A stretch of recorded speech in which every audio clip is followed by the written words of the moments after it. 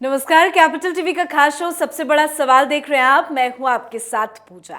कहते हैं मुश्किल वक्त में जो साथ दे वही सच्चा दोस्त होता है, और हमारे देश के प्रधानमंत्री मुश्किल वक्त में भी दुश्मन देश के लिए हर संभव मदद देने के लिए तैयार रहते हैं। इन दिनों दुश्मन देश तुर्की बेहद बुरे दौर से गुजर रहा है।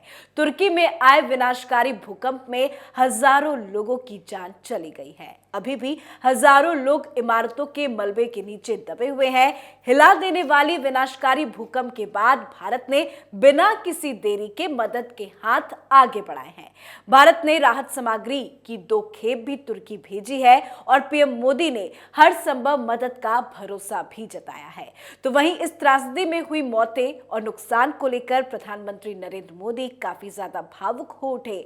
उन्होंने इसकी तुलना 2001 में गुजरात के भूज में आए भूकंप से की और उस त्रासदी को याद किया। पर सवाल यह है कि मोदी भावुक क्यों हुए, दुश्मन देश के साथ क्यों इतने अच्छे से उनके बुरे वक्त में खड़े हैं। तो आज इसी पर चर्चा करेंगे। बातचीत के लिए मेरे साथ स्टूडियो में मौजूद हैं कैपिटल टीवी के editor in chief doctor Manish Kumar. Doctor साहब, बहुत बहुत स्वागत है आपका। धन्यवाद। पीएम मोदी भावुक क्यों हो गए हैं? पीएम मोदी क्यों भावुक हुए, क्या वो बातचीत कर रहे थे, किस वजह से उनके आंसू छलक गए, इस पे मैं आऊंगा। लेकिन पहले तो हिसाब करना पड़ेगा ये अल जजीरा वालों का, ये लायर वायर, ये गंद फैलाने वाले मीडिया कर्मी, ये Washington post, New York times, wall street journal,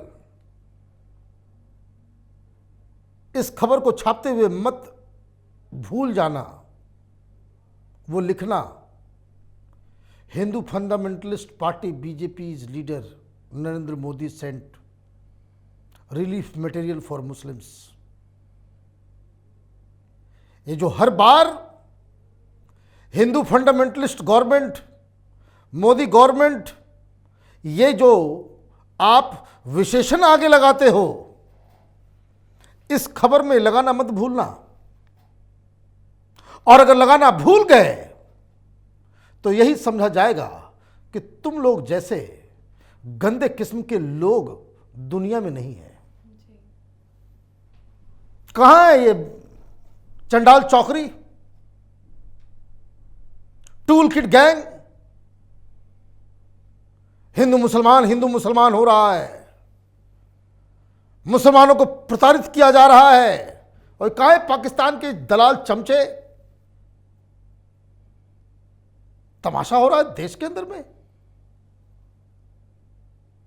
और मैं कहूंगा सारे दर्शकों को, इनके वेबसाइट पर जाकर के देखिए कितने गिरे हुए लोग हैं ये लोग।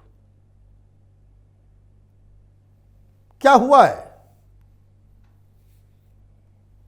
और आपने सही कहा, ऐसा वैसा दुश्मन नहीं है ये टर्की। हम रिलीफ मटेरियल भेजते हैं और देखिए क्या खबर आती थी। पैसे देकर के मिशनरीज को कश्मीर भेज रहा है वो। कश्मीर को आजाद करवाएंगे, खाने पीने का ठिकाना नहीं, और कश्मीर आजाद। कितनी मुस्लिम कंट्रीज गए? 57 मुस्लिम इस्लामिक कंट्रीज हैं। क्यों नहीं मदद आया? अब धीरे धीरे सब लोग आ रहे हैं पीछे पीछे हैं। और ये नंगा पाकिस्तान भिखारी, ये क्या कर सकता? और प्रधानमंत्री मोदी को जलील करने के लिए ये तमाम, चाहे वो टर्की हो, चाहे पाकिस्तान हो, मलेशिया के साथ मिलकर, मलेशिया को तो प्रधानमंत्री ने ऐसा सीधा किया कि अब पिलपिला होकर के एकदम बिल्कुल प्रधानमंत्री के साथ पीछे पीछे चलता है। इन लोगों को लगता है कि आप, दुविधा किस चीज से है? हिंदुस्तान को ये लोग समझ ही नहीं पाते, हिंदुत्व को ये लोग समझ ही नहीं पाते। हम वसुधैव कुटुंबकम में बिलीव करने वाले लोग हैं। तो तुम्हारी आपदा, उसमें हम भी शरीक होंगे। और इसलिए, और मैं तो देखा, और ये मैं क्यों नाराजगी इस बात के लिए है कि मैंने देखा कि प्रिंट की तरफ से ये मोदी विरोधी वेबसाइट है, गलती से कोई एडिटोरियल लाइन लेकर के, कभी कभी तो देशभक्ति जगती होगी, तो उन्होंने लिख दिया कि भाई जो हिंदुस्तान का विरोधी जो है इस तरीके से किया, प्रधानमंत्री मोदी को हिंदू फासिस्ट जो कहते हो, तो वो उस तरीके का एक तारीफ में डाल दिया। ये राणा अयूब और ये चट्टे बट्टे तमाम, वेरी शेमफुल, वो ट्वीट कर रहे हैं, वो प्रिंट को ही आड़े हाथ ले लिया। मतलब मैं बार बार कहता हूं, इन लोगों का नया गैंग का नाम मैं रख रहा हूं, ये सीआर गैंग। एक हुआ करता है, सारे लोग हुआ करना चालू कर देते हैं। तो सीआरओ की बात जो ये जो है ना, ये सीआरओ का गैंग जो है वो इसी तरीके से कर रहा है। अब एक इंटरेस्टिंग चीज, प्रधानमंत्री मोदी ने साबित किया कि he is a global leader. उन्होंने साबित किया और इस काम से उन्होंने हिंदुस्तान का मान सम्मान बढ़ाया है कि हम G20 के लीडर हैं, तो इस वजह से हैं। आप ये समझिए कितनी शर्मिंदगी हो रही होगी टर्की वालों को। भाई यूरोपियन कंट्री है, नाटो मेंबर है, कहीं से मदद, अभी तो पीछे पीछे आएगा मदद, लेकिन मदद का पहला प्लेन वो तो हिंदुस्तान का ही पहुंचा। भाई इनके पास उस तरह के, अब तो संसदीय पार्टी की बैठक हो रही थी, तो आदमी बातचीत करता है तो डिस्कशन होता है कि भाई इस तरह से लोगों की मौत हो गई। उसी में प्रधानमंत्री मोदी ने भुज के बारे में चर्चा शुरू कर दी और वो याद करते करते, बताते बताते वो रोने लग गए, इमोशनल हो गए। कारण 20,000 लोगों की मौत हुई थी। और भुज में तो, और मैं तो बहुत सारी चीजें मैं आपको बता सकता हूं, भुज में आखिर हुआ क्या। प्रधानमंत्री मोदी उसमें चीफ मिनिस्टर थे, भुज में इन्होंने डेरा डंडा वहां पे बैठ गए थे और टेंट में रहते थे। ये वहां का डिप्टी कलेक्टर मेरा मित्र हुआ करता था, उसकी पत्नी, वो खुद, क्योंकि घर सब खत्म, किसी तरह से जान बची और सब लोग टेंट में रह करके काम कर रहे थे।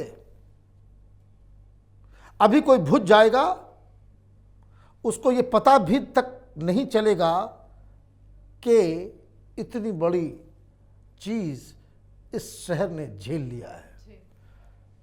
अभी तो बिल्कुल ही माहौल बदला हुआ है। लेकिन जो जाने जाती है लोग, होता क्या है कि जब आप गार्जियन होते हैं, सारे लोगों की बातचीत सुनते, वो सब कुछ, अब उस समय तो उस तरह से एनडीआरएफ और उस तरह की टीम, उस तरह का हिंदुस्तान में कभी सरकारों ने कभी इस चीज के ऊपर सोचा ही नहीं था।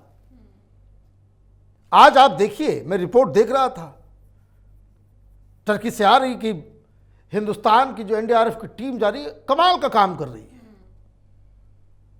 प्रधानमंत्री मोदी ने पिछले 7-8 सालों में कम से कम ये जो प्राकृतिक आपदा को कैसे टैकल करना है, पहले क्या होता था, आपदा में कम लोग मरते थे, आपदा के बाद जो चीजें होती थी उसमें लोगों की मौत ज्यादा होती थी। लेकिन अभी हम लोग टेक्निकली इतना एडवांस हो गए हैं। तो ये सारी चीजें उस मीटिंग में हुई, तो ये एक बात क्या बताता है, जो ये लेफ्ट लिबरल कबाल, जो मैंने कहा कि वो प्रधानमंत्री की पर्सनालिटी को इस तरह से पेश करना चाहता है कि इस आदमी में तो जरा सा भी कोई दया माया, कोई इमोशनलेस व्यक्ति है। वो इमेज बनाने की कोशिश करते हैं कि भाई फंडामेंटलिस्ट, कोई भावनाहीन व्यक्ति है। और इस तरह की खबर देखिएगा कि कोई छापेगा नहीं। तो खैर, उसके लिए कोई ज़रूरी भी नहीं है कि भाई आप इस तरह की चीज़ों करके इमोशनल बता करके, देश में वोट तो मिलता नहीं है। वोट तो ये मिलता है कि आप काम कैसा करते हैं और कितना टफ डिसीजन लेते हैं, और देश के गद्दारों को, देश के दुश्मनों को, जो दुश्मन मुल्क है उसकी विपत्ति में आप समर्थन के लिए, उनकी मदद के लिए आप इस तरह का स्टेप लेते हैं, इसके लिए भी 56 इंच का सीना चाहिए। ये नहीं सोचा कि जो हिंदुस्तान के लोग क्या सोचें कि भाई दुश्मन मुल्क को क्यों आप भेज रहे हो। ये हिंदुस्तान की सभ्यता, हिंदुत्व, यही जो हमें सिखाता है, वही काम प्रधानमंत्री मोदी ने किया। जी बिल्कुल, बहुत बहुत धन्यवाद बातचीत के लिए। धन्यवाद। तो तुर्की में आए महाभूकंप की चपेट में आकर अब तक लगभग 500 से ज्यादा लोगों की मौत हो चुकी है। वहीं घायलों की संख्या इतनी अधिक है कि सरकार के पास भी कोई सटीक आंकड़े नहीं है। एनडीआरएफ की टीम तुर्की पहुंचकर हर संभव मदद कर रही है। भारत ने 2 विमानों के जरिए राहत सामग्री और मेडिकल टीम को भी भेजा है। इस मदद को लेकर तुर्की ने भारत को दोस्त कहकर धन्यवाद भी दिया है। आज के हमारे शो में फिलहाल इतना ही। देखते रहिए कैपिटल टीवी। नमस्कार।